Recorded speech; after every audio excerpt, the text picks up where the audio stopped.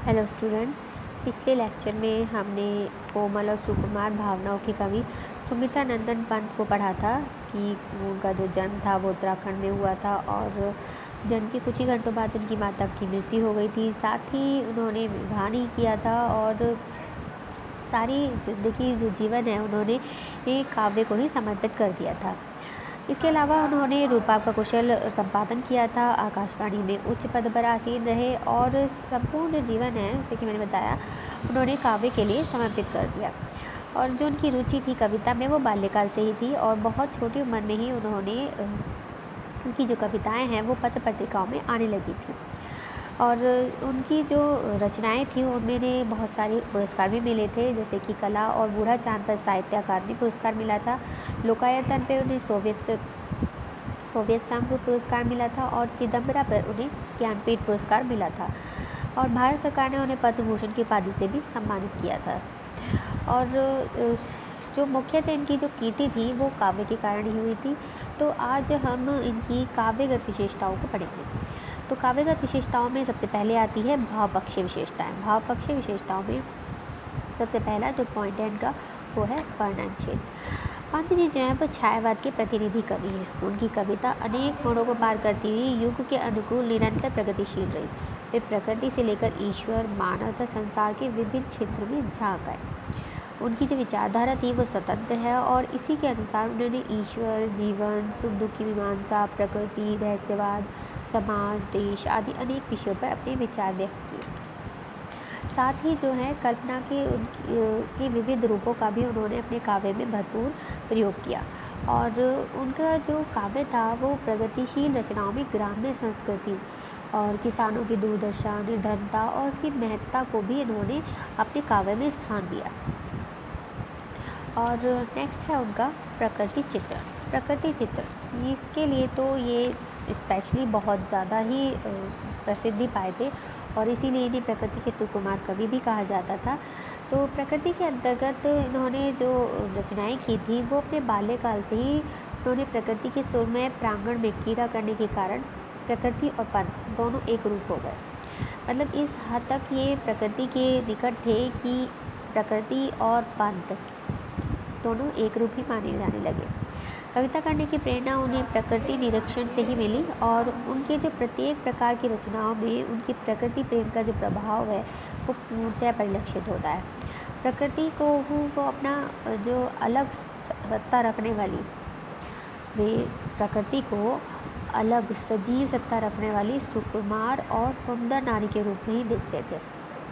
मतलब उन्होंने प्रकृति को एक सजीव नारी के रूप में चित्रण किया था, ना कि एक उपादान के रूप में, जैसे कि सभी कवियों ने एक निर्जीव के तौर पर उसे सजीव के रूप में मानकीकरण करके उसका इस्तेमाल किया। लेकिन इन्होंने क्या है कि उसे ही एक सुकुमार और सुंदर नारी के रूप में परिलक्षित कर दिया। और कहीं कहीं तो पंत जी प्रकृति में इतने लीन हो जाते हैं कि उन्हें प्रकृति में मानव व्यापार दिखने लगता है। गंगा की शांत धारा में लेटी हुई सुंदरी दिखाई देती है। तो इस तरीके से उन्होंने जो है प्रकृति को पूरी तरीके से एक सजीव नारी के रूप में चित्रित किया है। नेक्स्ट है उनका रहस्यवाद। पंत जी को प्रकृति की हलचल के पीछे किसी अदृश्य शक्ति का आभास होता है।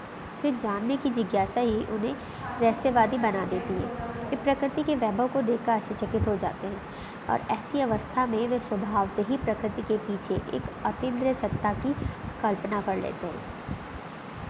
तो इस तरीके से उनके जो काव्य है उसमें रहस्यवाद स्पष्टली दृष्टिगोचर होता है। और नेक्स्ट है प्रगतिवाद। पंत जी की जो विचारधारा है वो निरंतर बदलती रही।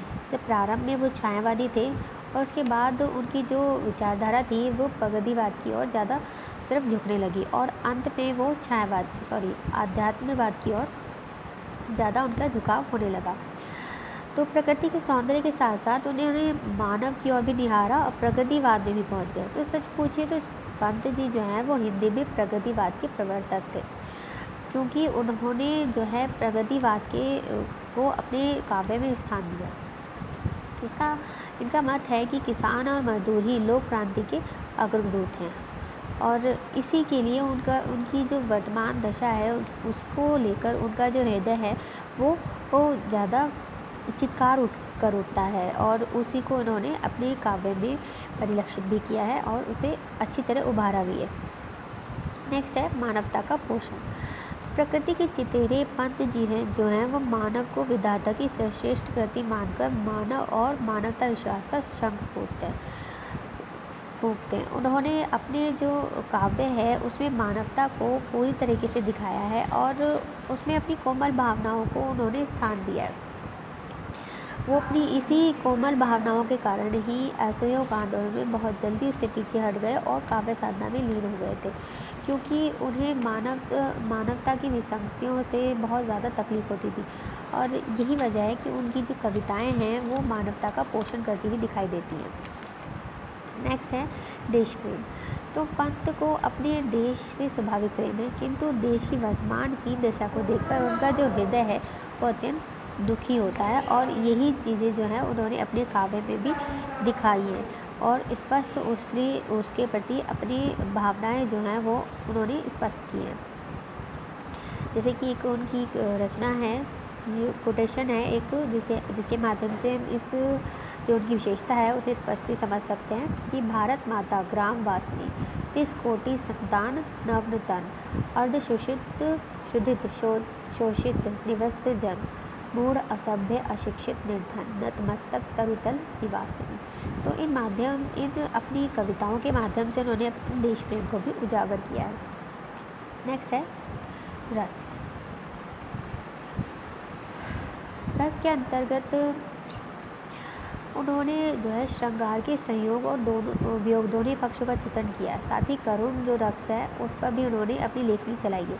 लेकिन एक चीज़ जो है वो है कि उन्होंने उसके रस को डालने के उद्देश्य से नहीं लिखा, मतलब उन्होंने कोशिश नहीं की कि रस उनके काव्य में आए, बल्कि उनके काव्य में रस अपने आप ही आ जाता है। और फिर भी प्रेम पूर्वक जो कविताएं हैं उसमें श्रृंगार और प्रगतिवादी कविताओं में करुण रस जो है उसका सुंदर उन्होंने परिपाक किया है। श्रृंगार रस जैसे मैंने बताया संयोग और वियोग दोनों ही का पक्षों का इन्होंने चित्रण किया है। तो ये थी इनकी भाव पक्षीय विशेषता है। अब देख लेते हैं इनकी कला पक्षीय विशेषताएं। कला पक्षीय विशेषताओं के अंतर्गत आती है भाषा, शैली, अलंकार और छंद। तो सबसे पहले हम देखेंगे भाषा। इनकी भाषा कैसी थी। तो पंत जी की जो भाषा थी वो कोमलकार पदावली से संयुक्त खड़ी बोली थी। तो इन्होंने जो भाषा का इस्तेमाल किया वो थी खड़ी बोली। कुछ शब्दों का प्रयोग उन्होंने मनमानी ढंग से स्वतंत्रतापूर्वक किया और लिंग का निर्णय वे प्राय शब्द के अर्थ के अनुसार करते थे। और संस्कृत के तत्सम शब्दों का प्रयोग उन्होंने अधिक किया, पर उसके कारण भाषा का सौंदर्य नष्ट नहीं हुआ। अनजान दई कार्य जैसे प्रचलित ब्रज भाषा के शब्दों का प्रयोग भी इन्होंने जहाँ तहाँ हुआ है। उनके काव्य में मधुर और गंभीर दोनों प्रकार की भाषा के दर्शन होते हैं। और साथ ही ये जो माधुर्य गुण रूप भाषा है उसमें परिवर्तन में गंभीर रूप भी धारण कर लेती है।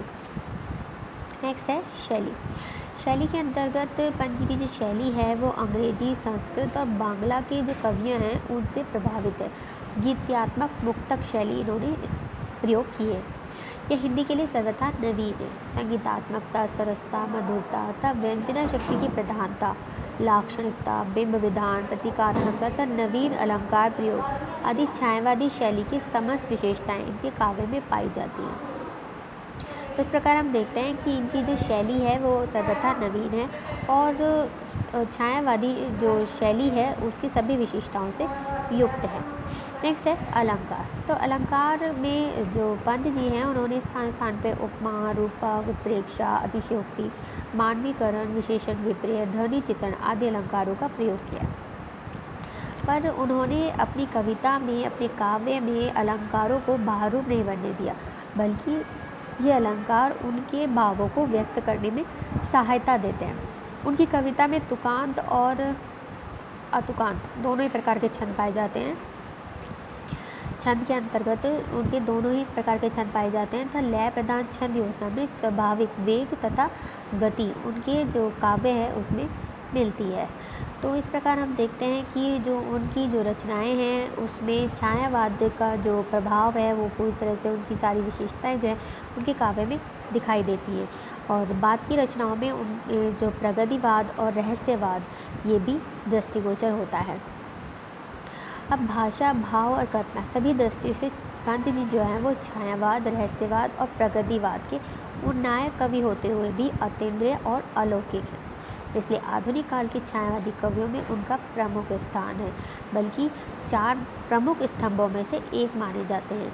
प्रगतिवादी होते हुए भी अध्यात्म काव्यधारा के वे अकेले कवि हैं और वे प्रकृति के कुशल चित्रकार हैं। साथ ही वे भाव, कल्पना और चिंतन की त्रिवेणी बहाने वाले आधुनिक साहित्य के शीर्षस्थ कवियों में प्रमुख स्थान रखते हैं।